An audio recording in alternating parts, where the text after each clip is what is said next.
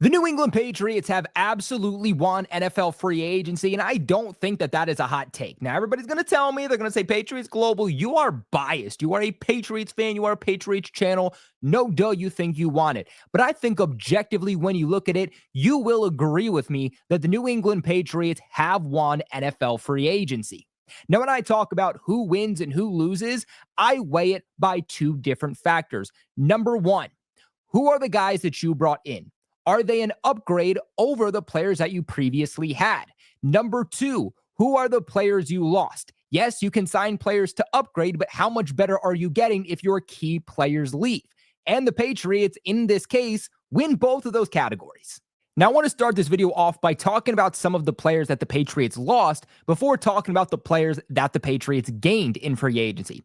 One of the guys that they lost is Daniel Ekuale, a rotational defensive tackle that has played for the Patriots over the last few seasons. He's 31 years old, signing with the Pittsburgh Steelers, and only had one sack for the New England Patriots this past season. He also played 68% of the New England Patriots defensive snaps.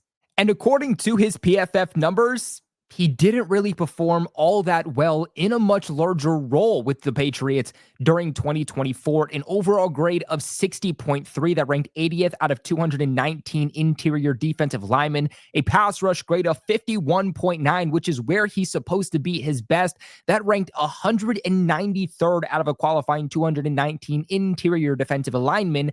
And a run defensive grade of 62.7 that ranked 48th out of a qualifying 219 interior defensive lineman. Now, the next guy that the Patriots are losing here is veteran quarterback Jacoby Brissett. We know that he is signing a one-year deal with the Arizona Cardinals. This one really doesn't hurt the Patriots. It really doesn't. This was a guy that was brought in on a one-year deal last offseason to serve as that mentor, veteran bridge quarterback that could start games for the Patriots until Drake May was ready. The Patriots wanted to bring him back. He was going to be on a contract that, quite honestly, the Patriots did not need to give him. And again, they have their starting quarterback in Drake May. They also have Joe Milton on the roster. They added Joshua Dobbs, who we'll talk about a little bit later. I feel very confident that the Patriots actually upgraded with their backup quarterback position. Now, another player that the Patriots are losing is one that is more so tough for fans to grasp and not so much that it's going to be hard for them to replace on the field from an actual production standpoint, and that is Jonathan Jones. Jonathan Jones is leaving the New England Patriots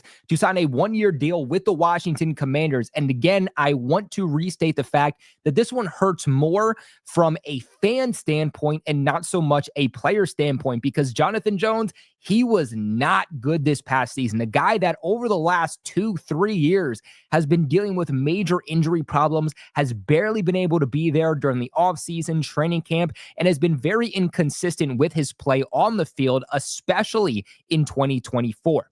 He's 31 years old, so you're already seeing a trend is that the Patriots are cycling out these guys that are getting older. They're on their back end of their career. And even this past season, given the amount of help the Patriots needed at cornerback, Jonathan Jones played one of the more career lows he had here in New England, playing only 64% of the Patriots defensive snaps. He had an overall PFF grade of 60.7 that ranked 117th amongst a qualifying 222 cornerbacks, a pass rush grade of 57.5 that ranked 84th among a qualifying 222 cornerbacks, a run defensive grade of 55.2 that ranked 160th out of a qualifying 222 cornerbacks, and a coverage grade of 61.1, which ranked 108th out of a qualifying 222 cornerbacks.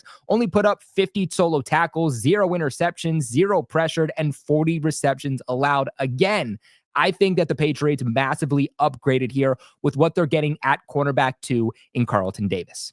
Now, next up here, the Patriots are yet again losing another fan favorite over the last few years since he joined the Patriots back in 2017, and that's Deatrich Wise. Again, this is a player just like Jonathan Jones, who this one more so hurts from a leadership standpoint. You're going to feel the absence of Deatrich Wise, Jonathan Jones in the locker room, off the field.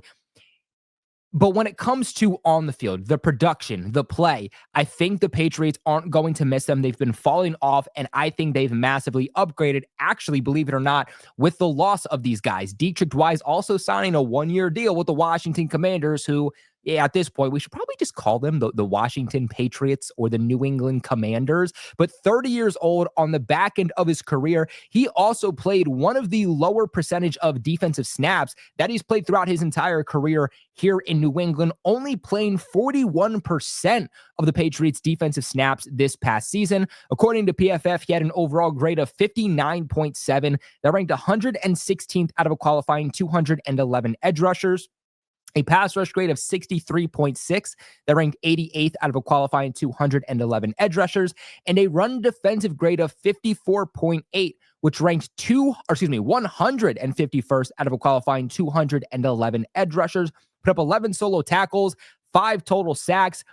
Again, I think the Patriots are upgrading here, but I don't think the upgrade is Harold Landry. This is not a one-for-one swap in my mind. I actually think that the guy who's going to replace Deatrich Wise has been in the building heading into 3 years now, and that is Keion White.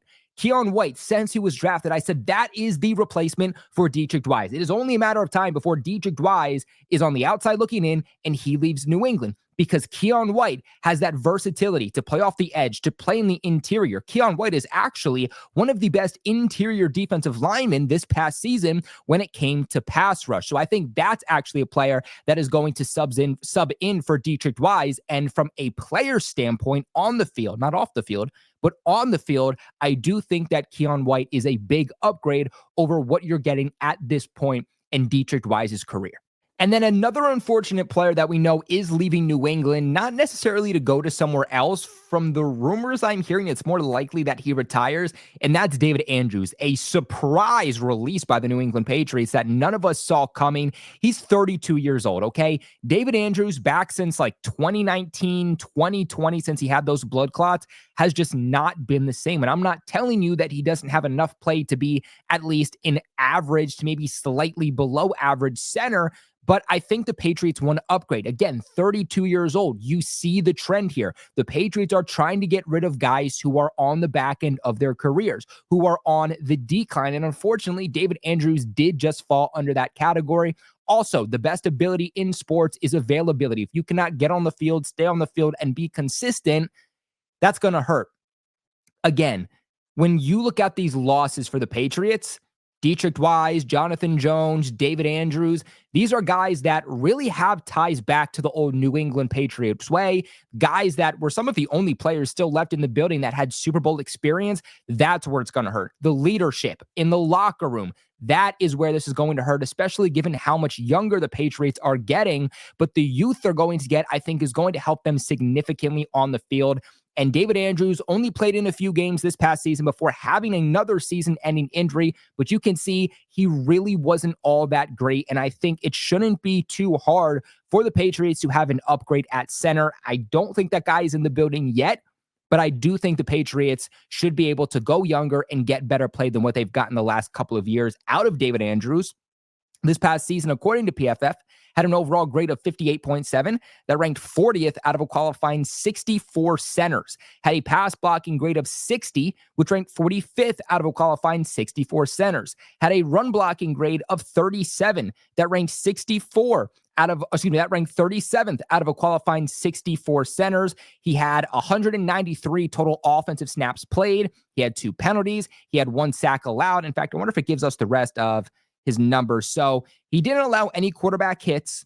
He allowed 5 total pressures. Again, I think that David Andrews probably would have struggled a little bit more down the line because as the season progressed, especially in the middle of the season, I felt like that's where the offensive line kind of had a lot of bumps and a lot of rotation. So I don't think it would have gotten any easier for David Andrews. Again, hard to see from a Patriots fan standpoint, but I think it's going to be pretty easy for them to upgrade that interior at center. And then lastly, talking about the guys that were here last year that are not returning, obviously Davon Godchaux traded for a 7th round pick in 2026 to the New Orleans Saints. One of the first moves the Patriots made. Again, a pretty good guy in the locker room, but on the field, he's been one of the worst interior defensive linemen, one of the worst nose tackles in the league for the last 2 years. The Patriots gave him an extension during training camp this past year. They never should have done so. Again, I think the Patriots are upgrading here by getting rid of him, given the guys that they're bringing in the building. Then you look at some of the additions that the Patriots made in free agency. We're not going to necessarily break down these guys right now and what they bring to the New England Patriots. If you guys want to know more about each individual signing, we did an entire live stream breaking down all the New England Patriots day one additions.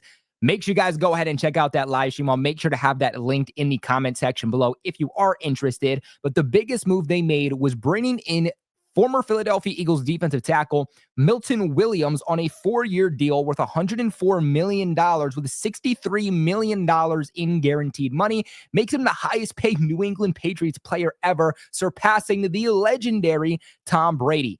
He was PFF's second highest pass rushing interior defensive lineman this past season, and he was no slouch against the run also.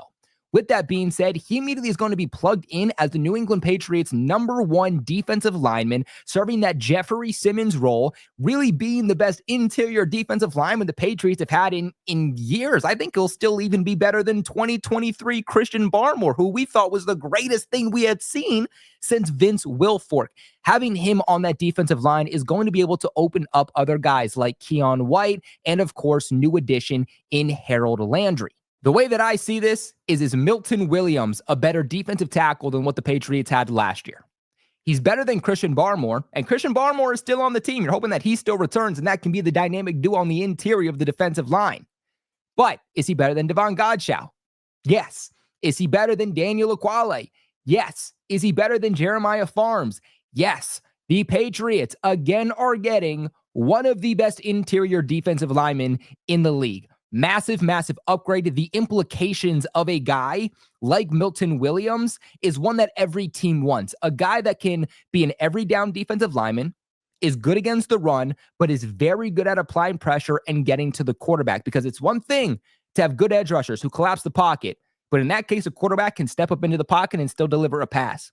When the interior of an offensive line breaks down because of good defensive tackles, the quarterback really can't go anywhere. That's why it's so valuable to have a Milton Williams. Then you look at Carlton Davis. Carlton Davis, who signed a 3-year, $54 million deal with the Patriots that is worth up to $60 million through incentives. Carlton Davis is a cornerback 1.